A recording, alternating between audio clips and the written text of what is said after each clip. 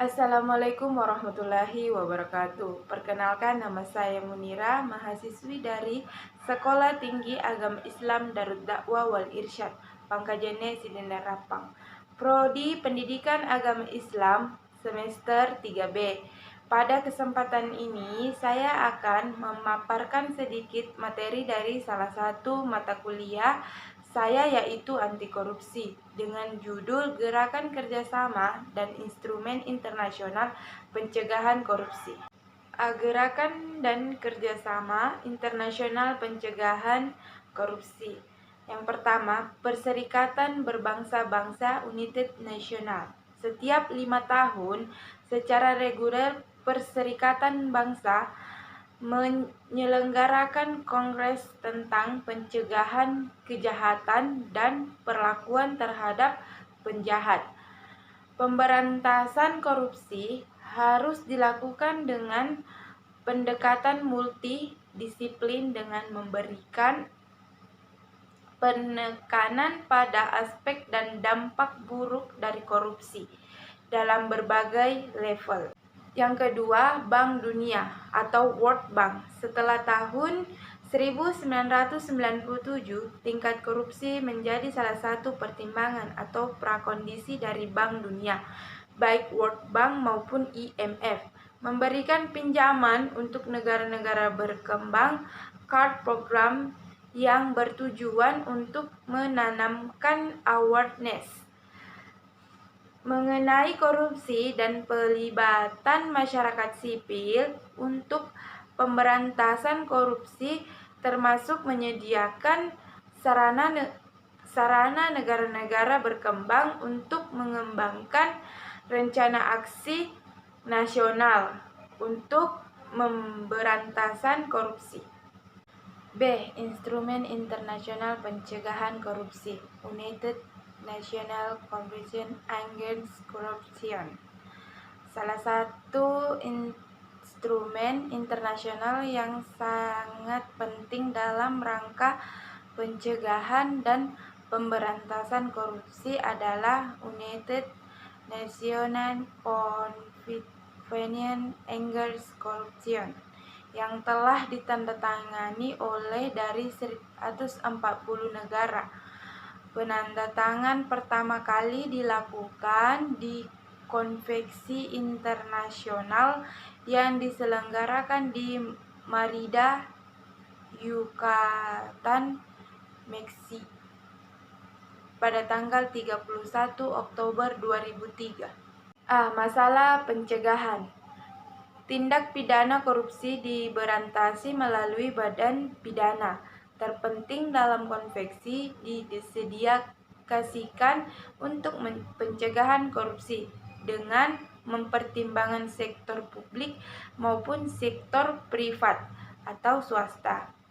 Salah satunya dengan mengembangkan model kebijakan preventif seperti pembentukan badan anti korupsi, peningkatan transparansi dalam pembiayaan kampanye untuk pemilu dan partai politik, promosi terhadap efisiensi dan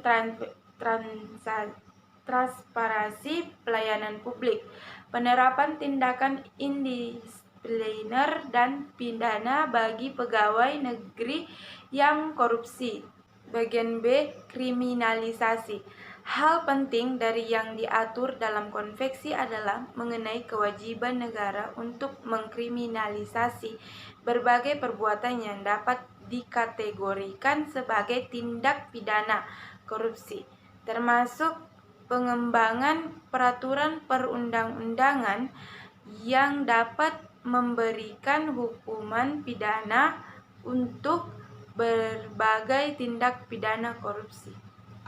Selanjutnya yang C, kerjasama internasional. Kerjasama internasional dalam rangka pemberantasan korupsi adalah salah satu hal yang diatur dalam negara yang mendatangi konvensi ini bersepakat untuk bekerja sama dengan salah satu lain dalam setiap langkah pemberantasan korupsi termasuk melakukan pencegahan, investigasi, dan melakukan penuntutan terhadap pelaku korupsi.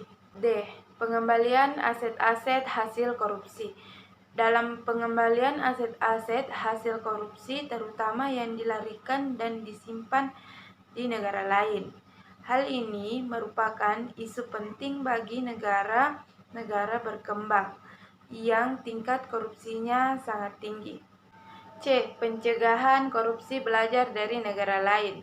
Bagian A, Denmark merupakan salah satu negara Skandinavia yang menganut sistem pemerintahan parlementer. Ini menjadi negara paling bebas korupsi di mata dunia berdasarkan indeks prestasi korupsi sejak tahun 2013 TI 2020. B. Selandia Baru, negara kecil di Tenggara benua Australia, ini menduduki peringkat kedua paling bersih dalam mengatasi korupsi. Selandia Baru punya cara tersendiri dalam membasmi tikus-tikus koruptor yang menggerogoti keuangan ke negaranya. Bagian C. Finlandia.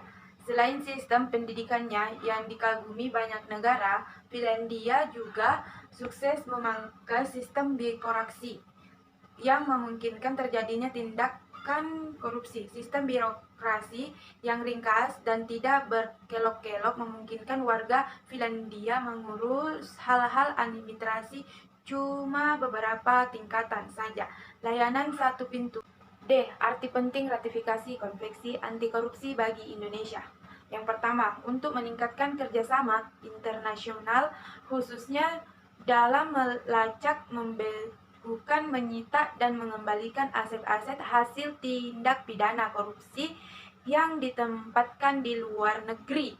Yang kedua, meningkatkan kerjasama internasional dalam mewujudkan tata pemerintahan yang baik.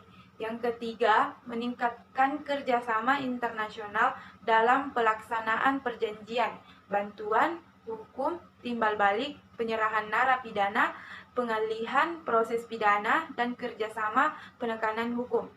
Baiklah, mungkin itu saja pemaparan materi singkat tentang gerakan kerjasama dan instrumen internasional pencegahan korupsi dari saya. Semoga dapat bermanfaat bagi kita semua. Lebih dan kurangnya mohon dimaafkan. Wassalamualaikum warahmatullahi wabarakatuh.